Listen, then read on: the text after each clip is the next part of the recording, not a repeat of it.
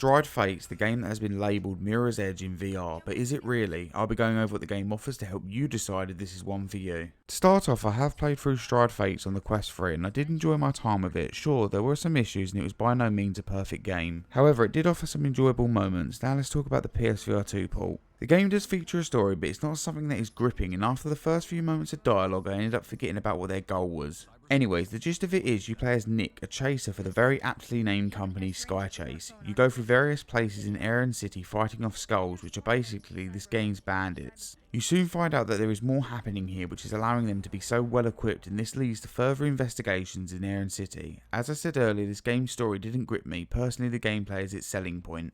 Now for the gameplay, this is pretty much a full-on parkour shooter. I'm going to put it like this: gameplay will only be fun if you put the work in. What I mean by this is the game has various exploits, and by abusing these exploits the game will be boring. Now let's go over how the parkour works. Everything starts with a sprint, and this is done by moving your arms in a sprint motion. Then you can jump. Depending on your options, this is either by pressing a button or moving your arms up. Once you have the basics down, you will then be able to do some wall running, which is simply done by jumping and running against a wall. You can also slide. The parkour feels decent. At the start you may fumble it a bit, but after a good few missions you'll be chaining it along. Now for the shooting, there are 3 weapons to choose from, which are a pistol, shotgun and SMG. Each can be upgraded at the menu as well. Reloading can be done manually or simply by putting the gun to your hip. Lastly, if you want, you can go full on melee and even grab the enemies. Overall, the gameplay is pretty enjoyable, but it's not without its flaws. It can be very janky at times, especially with the parkour, meaning climbing can be a bit of an issue as well as grabbing items. As for the soundtrack, it didn't really stand out or feel memorable.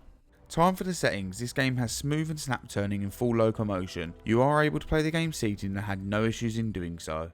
Right, let's go over the graphics. As you can see in this video, there has been a mixture of the old graphics and the new to give a comparison. I will say, when I loaded up the game after the dynamic foveated rendering was added, I could instantly tell the difference, and it's definitely improved the graphical issues that they had. The lighting has been improved so much that it makes levels look a lot better than they were. These are still by no means the best graphics you'll get on the PSVR2, but coming from what the game was originally, this is a huge step up. I experienced some frame drops on a couple of levels, and also the game did crash. The haptics feel decent and they are noticeable when hitting or picking up objects, and again this is a big improvement to how they were originally. Now for what I didn't like. Unfortunately, even with the upgrade to the graphics, there are still various bugs and janks to the game that make it really bad to play at times. I found myself getting stuck in the floor, which meant I had to return to a checkpoint. I also found times when my arms would get stuck in certain objects, doors, walls, and sometimes this was a bit of an issue. I've also found that my settings keep resetting every time I close the game. If you're a trophy hunter, you'll be pleased to know that this game does have a platinum.